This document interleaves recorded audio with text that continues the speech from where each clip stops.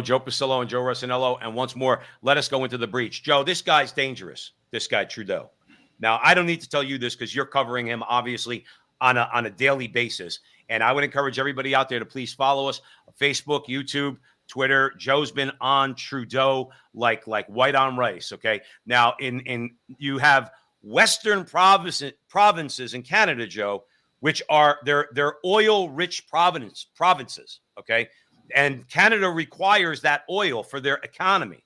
And you got this guy who is a stone cold leftist who basically wants to, doing what people have said for a long time, saying these climate activists, Rush Limbaugh used to say, they're watermelons. They're green on the outside. They're red on the inside.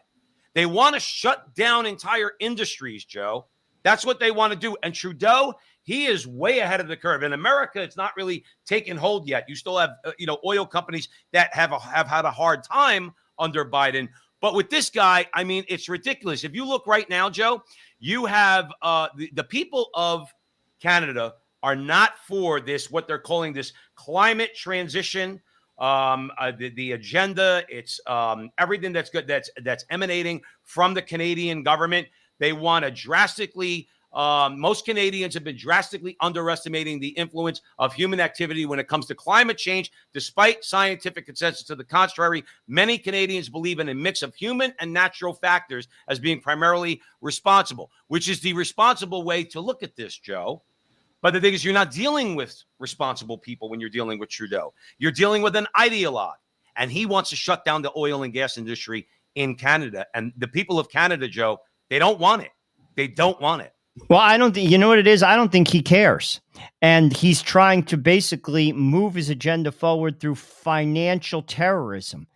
That's why you have inflation. That's why costs are high. I mean, inflation is also being caused because he's printed a lot of money.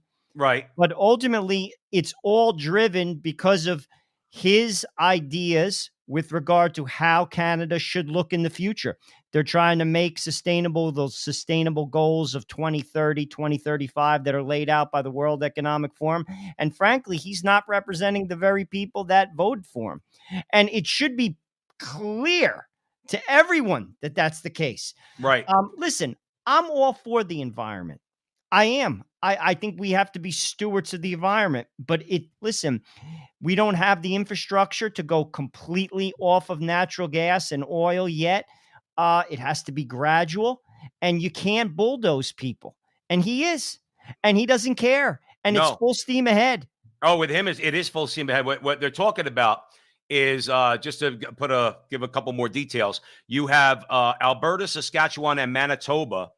And they have basically, this was in LifeSite News, they blasted the suggestion that the federal government could take control of a province's natural resources via this radical climate legislation.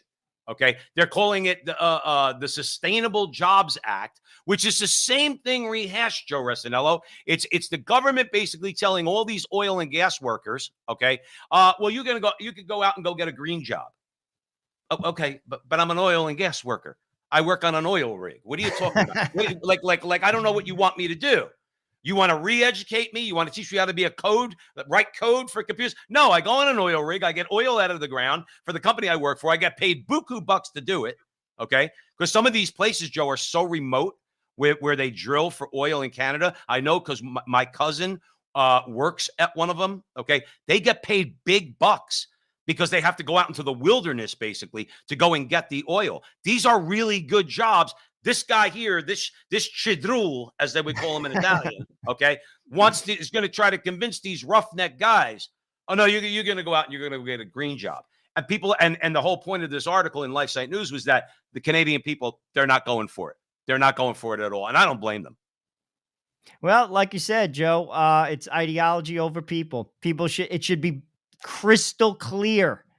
And sadly, all the rhetoric, I'm for the middle class, I'm for this, I'm for that, I'm for middle class jobs, that's not going to happen.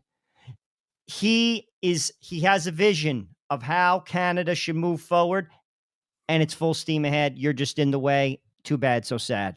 Well, and that's what's going on globally too. You have the same people here in America. You have the same people in Europe. They just keep trotting out the doomsday scenario. They tried out Greta Thunberg, who says, "How dare you?